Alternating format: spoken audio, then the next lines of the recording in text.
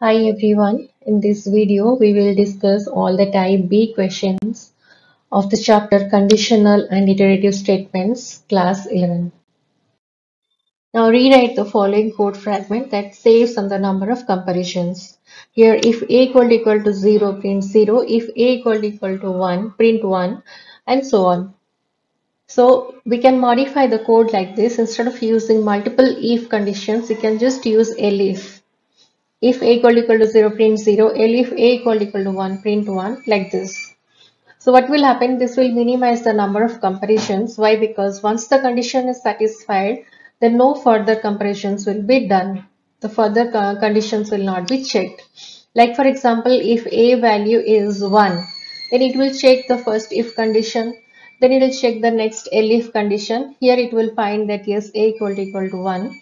So it will print 1 and come out. It will not check the conditions which are there after it.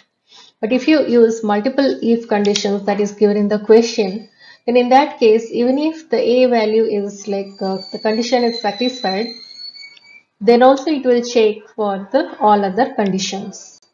So that is how you can just minimize the number of comparisons. Now under what condition this code will print water? You can see if temp value is less than 32, it has to print ice. If temp value is less than 212, then it will print water, else it has to print steam. So you can see water will be printed when temp value is in between 32 and 211, because if it is less than 32, then it will print ice, and if it is more than 211, that means 212 onwards, then it has to print steam. So it will print water once the value is in between 32, starting value is 32 and the final ending value is 211. Now what is the output produced by the following code? Here you can see x value is given as 1. Now if x is greater than 3, it will check one more condition, that is if x is greater than 4. That means one if is nested within another if condition. Then it has to print A, else it has to print B. Elif, that means this elif is referring to the first if. That means if x value is less than 2, then it will check one more condition, that is if x value is not equal to 0, then it has to print C. Then finally it will print D. Okay, so here since x value is 1, so first if condition will not be satisfied, so it will go to the elif part. So here elif condition, that is x less than 2, that is satisfied. So again it will check for the inner if, that is if x not equal to 0. Yes, x value is not equal to 0, so it will print C, and finally it will print D. And C and D will be printed on the same line. Why? Because along with C there is one end statement given over here. So that will be the output. Now what is the error in the following code? Then you can correct it. So this is a very simple code. You can see weather is initialized with raining. Now if weather equal to sunny, then it has to print wear sunblock. So actually we are doing a comparison. So here you have to use comparison operator, that is equal to, instead of assignment operator, that is single equal to. So in both the cases, if and elif, in both the cases you just have to use comparison operator, and that's it. Your code will run fine. What is the output of the following code? Here if int of 0 equal to 0. So here you can see 0 is in a form of a string. This is written in word form. So we cannot convert a string into a string which is written in character in word form. We cannot change it into integer. So its value is not same as numeric 0. So this condition will not be satisfied, or basically this will give you one error because int function is not applicable on this word, this string value. And if str of 0 equal to 0, here you are converting numeric 0 into string 0. So we are comparing the 0 which is in a string form with a word 0, and these two are not equal. So this statement, this condition will not be true. The next condition is if str of 0 equal to 0. Here str of 0 means here the numeric 0 will be converted into string 0, and that will be compared with a 0 in a form of string. So here both the sides are equal, so this will give you the true value. So it will print str of 0. So you'll get output as 0. Okay. Now find the errors in the following code and correct the code. So here you can see first statement is like this: if n equal to 0, then print 0. That is correct. Now elif, then one colon is there, n equal to 1. Here there is one error because you can't give colon just after elif. You have to give the colon after the condition. So that is the error. Then next elif, you can see elif, then one line is in the next line, n equal to 2 is given, so that is error. That has to be written in the same line, and the colon is missing over there. In last error, you can see else n equal to 3. That is one error because here you are giving one condition that has to be associated with if. You have to give elif instead of else. So you can correct the code like this. Just in place of like colon, you have to give colons, and the final one is elif instead of else. Now what the following code is doing and what it would print for input is 3. You'll see n is equal to int input, enter an integer. That means this value will be entered by the user. And if n equal to n less than 1, then it has to print invalid value, else it will execute a for loop. So here since n value is 3, so else part will get executed. So here for I in range 1 to n plus 1, that means I will iterate from 1 to 4. That means the possible values for I are 1, 2 and 3. And for these three values, it has to print I into I. That means it will print 1 square, 2 square and 3 square, which are 1, 4 and 9 respectively. Now, how are the following two code fragments different from one another? Also predict the output of the following code. You can see these both the codes are absolutely same. There is no difference between them. And what this code is doing, it is accepting a value for n, and if it is more than 0, then there is a for loop which has to be executed. For a in range 1 to n plus 1, it will print a divided by n by 2. So that it will continue. And there is a else statement. This else is associated with for loop. Once the for loop completes its execution, it will just print now quitting. I can run this code to check it. Suppose the entered value is 4, then it will execute like this. And both the codes are similar. Now rewrite the following codes using for loop. The first code is like this: I initialized with 100. While I greater than 0, it has to print I, and I gets decremented by 3 every time. So this program actually will print the values from 100 till 1 with a step value of -3. The same code we can write by using for loop, as you can see here. In for loop, you have to provide the range starting from 100 to 0. And the step value is -3. Then it has to print I. So once you execute the program, you will get the output like this. It will print 100, 97, then 94, so on like this till 1. Now this code is like this. First it will accept a number and store it in a variable num. Then while loop is like this. While num is greater than 0, it has to print num percentage 10. Then num becomes num divided by 10. So here actually you have to do floor division to extract the digits. So this program will extract the digits from a number. Like suppose the number is 524, then it will extract the digits like 4, 2 and 5. The output is like this. Now we'll do the same thing by using for loop. So here we'll take the number, and one more thing we will do, that is we will take the length of the number. Why? Because your loop will iterate that many number of times, whatever is the length of the number. Okay, so to do that, we have converted the number into string by using str function. Then we are using length function, len function, to get the length. Like suppose it is a three-digit number, then L value will be 3. If it is a 4-digit number, then L value will be 4, like this.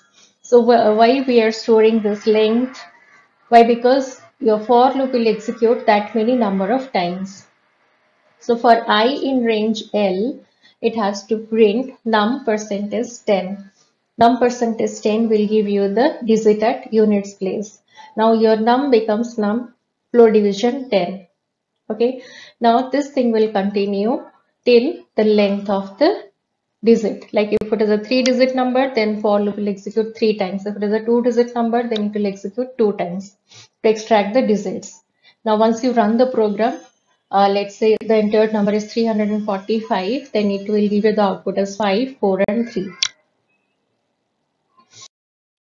Now the next code is like this. It will accept a number num. Then the while loop is like this. While num greater than 0, count becomes count plus 1, sum becomes sum plus num, and num gets decreased by 2. And when count equal to 10, then it has to print sum divided by count, and the loop will terminate over there. So in this loop, what is actually happening? The num value gets decreased by 2 every time, and the count value gets increased by 1, and sum becomes sum plus num. Like this it is going on. When count value becomes 10, then the loop will terminate after printing sum divided by count. The same thing we'll do by using for loop. We'll take the number, then initialize. We have to take two variables, count and sum. Let's say initialize it with 0. Now for I in range num to 0 with a step value minus 2. That means the beginning value begin with num, whatever value that is given by the user, and ending value or the stop value is 0 and step value is minus 2. Every time num value gets decreased by 2. Then within the loop, what will happen? Count value will get increased by 1 and sum becomes sum plus I. Why? Because I is the variable which iterates through the num till 0. Now if count is 10, then it has to print sum divided by count and terminate the loop. So once you run the program, you have to, let's say the entered number is 20, then you'll get the output as 11. Okay, that means let's say if the num value is 20 and count value is 0, then count value will become 10 after 10 iterations. So after 10 iteration, your sum value will become sum plus I, that is 20 plus 18 plus 16 and so on till 2. It will be 110. So 110 divided by 20, that will give you the value as 11. Now rewrite the following code fragments using while loop. You can see here mean is initialized with 0 and max is with num. If num less than 0, mean is equal to num and max is equal to 0. That's just a condition. Then the loop is like this. For I in range mean to max plus 1, sum is equal to sum plus I. So what it is doing actually, I ranges from mean to max actually. Max plus 1 means till max. Then for the in that range, sum becomes sum plus I. So it is actually calculating the sum of integers from min to max. Now we'll just convert it into while loop. So you can see by using while loop, the same thing you have to do. Only thing is that in for loop, the initialization or the start of starting point is there within the range itself. But that you have to do outside the while loop or the first statement before starting the while loop. So I is initialized with mean over here. Now the termination condition or the stop value is given like this, while I less than equal to max. Okay, now your sum is equal to sum plus I and I value gets increased by 1. That step value also you have to write within the while loop. So this is how you can convert it into while loop. Now for I in range 1 to 16, if I percent 3 equal to 0, then print I. That means this loop will print the numbers which are divisible by 3 in the range 1 to 16.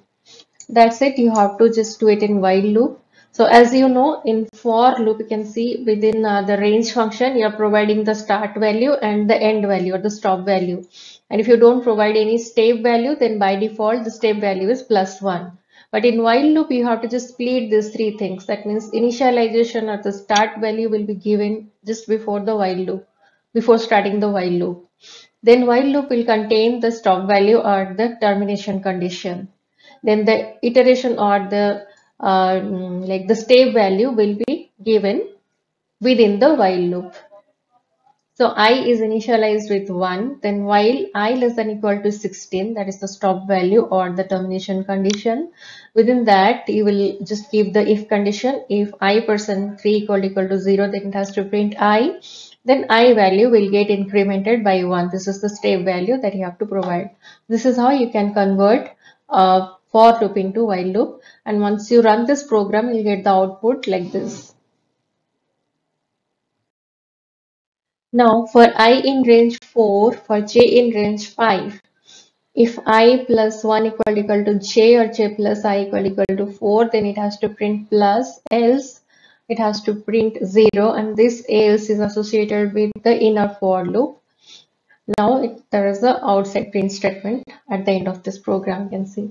So our job is to convert this for loop into while loop. So you can see here in for loop, in same line itself, your initialization and like the start value, stop value, step value, everything is given in this one line. But in while loop, you have to provide these three things in three different stages. First, you have to provide the initial value, that is I is equal to 0. Then while I less than 4, that is the stop value. Okay. Then the iteration, or you can say the step value, that you have to provide as the last statement of this while loop. Okay, you can see this while loop, this I plus equal to 1, you can see just at the as the last statement of this while loop. Now within this, there is another for loop that is nested within this outer for loop. So that you can convert into while loop like this. The initial value for j is equal to 0. So that you have to provide j equal to 0. Now termination condition while j less than 5, or which is the stop value. Within that, whatever condition you have to give if I plus 1 equal to j or j plus I equal to 4, then print plus. Then j will be incremented by 1, that is the step value, which will be the last statement for the inner while loop. Okay. After that, you have to give the else part, that is print 0, then I plus equal to 1, that is referring to the step value for I. Okay, this is how you can modify or you can convert this for loop into while loop. So once you run this, you'll get some output like this. Wherever it is satisfying the condition, that is I plus 1 is same as j or j plus I equal to 4. In those cases, it will print plus, other cases it will print 0. Now predict the output of the following code fragments. So this the first code is like this. Count is initialized with 0. While count value is less than 10, it has to print hello. After that, count value is getting incremented by 1. So this is a very simple piece of code. Here this while loop will execute for 10 times because count value will range from 0 to 9. Our termination condition is count value should be less than 10, or that means it has to be 9. So there will be 10 values starting from 0 to 9. So that many number of times hello will be printed. Now next code is like this. X is having value 10 and y is 0. While x is greater than y. When this condition is true, then it has to print x and y. Then x will be decremented by 1 and y will be incremented by 1. So initial value of x and y are 10 and 0. So once you run this, we'll get the values are 10 and 0. Then after that, x will decremented by 1 and y will be incremented by 1. So x and y values will be 9 and 1 respectively. So the next iteration, their values will be 8 and 2 respectively. Then 7 and 3. Then 6 and 4. After that, it becomes 5 and 5. In that case, the condition becomes false. That means x is not greater than y. So it will terminate over there. So the output is like this. Now in this code, there is a variable keep going which is initialized with true. Now x is having value 100. Now while keep going, print x. So while keep going means while true. Okay, so that is the condition. Whenever you will just pass true, then your while loop will start executing because the condition is true. And it will execute until your condition becomes false. So there you have to print x, then x value gets decreased by 10. After that, whenever if x value will be less than 50, that 10 keep going variable is assigned with the value false. That means your condition becomes false. When the condition will be false, then the loop will terminate over there. So once you run this program, first it will print the value of x, that is 100. The next becomes 90, that will be printed. The next becomes 80, that will also be printed. like this. When x will become 50, that will also be printed. The next iteration, it will check that x value will be decremented by 10, that will be 40. In that case, x value is less than 50. And then keep going variable will have value false. So once while loop will have value false, the condition is false, then it will terminate over there. So output is like this.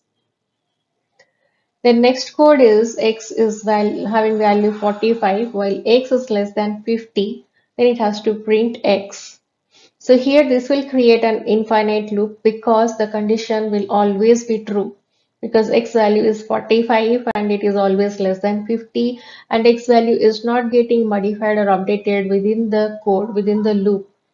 Okay, so x value remains unchanged. There is no statement given for the change of value or any increment or decrement for the value x. So this loop will continue because the condition will always be true. There will not be condition for termination, will never be reached. Now for x in 1, 2, 3, 4, 5, this is the list. You can see list having values 1, 2, 3, 4, 5. For x in this list, print x. So in that case, if you use a for loop with a list, then all the items of the list will be iterated one by one. So x is a variable which will iterate through all the values of this list. So it will print 1, 2, 3, 4, and 5. Now for x in range 5, print x. This is a very simple code. X in range 5 means the initial or the starting value of x is 0 and the stopping value is 5, but 5 will not be included, so it will execute till 4. So x will have possible values 0, 1, 2, 3, and 4. Then for p in range 1 to 10, it has to print p. Here the starting value is 1 and the stop value is 10. That means it will stop at 9. The values are 1, 2, 3, 4, 5, 6 till 9. Now next code is for q in range 100 to 50 with a step value minus 10. It has to print q.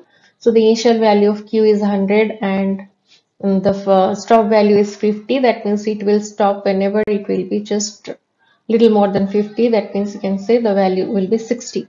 Next value will be 50, which will not be included, so it will print the values like 100, 90, 80, 70, and 60. Now for j in range minus 500 till 500, step value 100. So it will print the possible values like this: minus 500, then step value is plus 100. That is minus 400, then minus 300. Like this, it will continue till 400 because 500 is the last stop value which will not be included. Now the next one is for y in range 500 to 100. Step value is 100. It has to print star, comma, y. So here actually the starting value is 500 and the stop value is 100, which is less than 500, and the step value is a positive number. In that case, the loop will not execute because the starting value is more than the stop value and the step value is a positive number. So there is no way that it will ever reach 100. So this loop cannot execute. So it will not give any output. Next one is x is equal to 10, y is equal to 5. For I in range x minus y into 2, it has to print percent and y I. So here x value is 10, y value is 5. So the calculated value will be like this: 5 into 2, 10, 10 minus 10, 0. So for I in range 0, actually it has to print something. So this loop will not execute at all because I will be initialized with 0 and the stop value is also 0. So it will not execute. Now for x in 1, 2, 3, this is a list. Within that, for y in 4, 5, 6, print x, comma y. So this is a nested for loop. So the outer for loop will execute 3 times. That means x will have possible values 1, 2, and 3. And for each value of x, there will be 3 values for y. That is 4, 5, and 6. Okay. So this loop will execute. So 3 into 3, 9 number of times. And see the possible values are like this. When x value is 1, then y is having values 4, 5, and 6. So the pair is 1, 4, 1, 5, and 1, 6. Then when x value is 2, again y is having three values 4, 5 and 6. So the values of x and y are 2, 4, 2, 5 and 2, 6. Then when x value is 3, y will have values 4, 5 and 6, that is 3, 4, 3, 5 and 3, 6. So there will be actually total 9 number of iteration will be there. Now for x in range 3, for y in range 4, it has to print x, y, x plus y. So here also this is another nested for loop. Here outer for loop is executing 3 times. X is having possible values 0, 1 and 2. And for each value of x, y is having 4 values 0, 1, 2 and 3. So you can see the possible values are like this. When x value is 0, y is having value 0 and x plus y is also 0. Then x for x value 0, y is having value 1. Then x plus y is 0 plus 1, 1. Like this, all these possible combinations will come. So here the total number of iterations will be 3 into 4, 12 number of iterations will be there. Now next is C is initialized with 0. For x in range 10, for y in range 5, C value will get incremented by 1.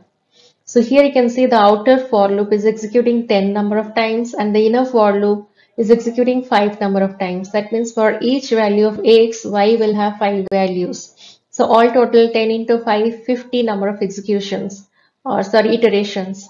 And in each iteration, C value will get incremented by 1.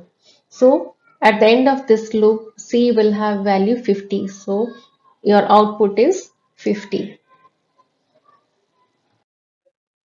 Now, which of the following programs implements the control flow graph which is shown below? You can see here from this like flow diagram, you can see this. First of all, it is asking for a value for n. N is equal to int input. There you have to provide the value for n. Then it will check whether n is equal to a1 or not. If it is same as the value a1, then it will continue. The loop will continue. Or else if n is equal to a2, then the loop will break. And if n is not equal to a1 and not equal to a2, then it has to print what and continue the loop. Then when the loop will break or terminate, that time it has to print ever. Okay, now let's have a look which code is actually doing this task. Now let's have a look on this first code, that is while true, that you have to pass as the condition because the loop has to start executing. Then it will ask for the value for n. It will check if n is equal to a1, then it will continue. Else if it is equal to a2, then it has to break. Then else it has to print what. Then after that there is one more else. Then it is written print ever. So what will happen? This last else will not be reachable. Why? Because your while loop contains a break statement. So whenever it will encounter the break statement, it will come out of the loop without executing the else part. Okay, if there will be no break statement within the while loop, then after completion of the loop, it will print the else part. It will execute the else part. But here, since your while loop contains a break statement, then this else part will never be reached and your purpose will not be solved. So this code will not give you the output as we desire. Now the second one, you can see B, option B, while true, it has to accept the value for n. If n is same as a1, then it will continue. Else if n is a2, then it will break. And here you can see this else. This is associated with the elif. It has to print what? Then after that, after the while loop, it is printing ever. Okay. So here what will happen? If n is equal to a1, then the loop will continue. It will ask for another number. If it is same as a2, then the loop will break over there. Then after break means the loop will terminate. After that, it will print the last line, that is ever, that will be printed. Anyhow, that print statement is outside the while loop. So once the while loop is completed, it will print that one. Or else if your n value is neither same as a1 or a2, then it will print what. So this is the code which is according to the flow diagram. And the last option you can see while true, n is equal to int input, enter a number. If n equal to a1, then we'll continue. As if n equal to a2, then it will break. Then after that, there are two print statement is printing what and ever. These two print statements are outside the while loop. And these statements will be executed, whatever may be the value of n. So, but we don't want that. That is not according to the flow diagram that is given in the question. Okay, so the correct option is option B. Now, what will be the output of the following code? Next question is, in the nested for loop, how many times the condition of if clause is evaluated? You can see for I in range 4, within that for j in range 5, there's the condition if I plus 1 equal to j or j plus I equal to 4, then it has to print plus, else it has to print 0. Okay, then finally one print statement. So here you can see one for loop is nested within another for loop. The outer for loop will execute 4 number of times, and for each execution the inner for loop will iterate 5 number of times. So there will be total 20 number of iterations. That means for when I value is 0, then j will have 5 values, that is 0, 1, 2, 3 and 4. Similarly, when I value will be 1, j will also have 5 values, that is 0, 1, 2, 3 and 4. Like this, there will be 20 iterations. Because the possible combinations of I and j are like this 0, 0, 0, 1, 0, 2, like this will continue. Final values are 3, 4. And it will check the condition every time. If I plus 1 equal to j or j plus I equal to 4, if any of these conditions are satisfied, in that case it will just print plus. In other cases it will print 0. Okay, so as per the question, you can see in the nested for loop how many times the condition of if clause is evaluated. So if clause will be evaluated 20 number of times, because the loop will execute 20 number of times. Every time it will check the condition. But for each number of times, the condition will give you true value. Okay, because there are 8 plus symbols in the output. That means 8 number of times your if clause is evaluated to true. Other cases it is evaluated to false. So else part is executed, that is 0 is printed. So this is how this loop executes. Now here is the solutions of chapter 4, that is conditional and iterative statements. We have discussed all the type B questions over here, and if there is any doubt you can put it in comment section, and stay tuned for more solutions and do subscribe. Thank you.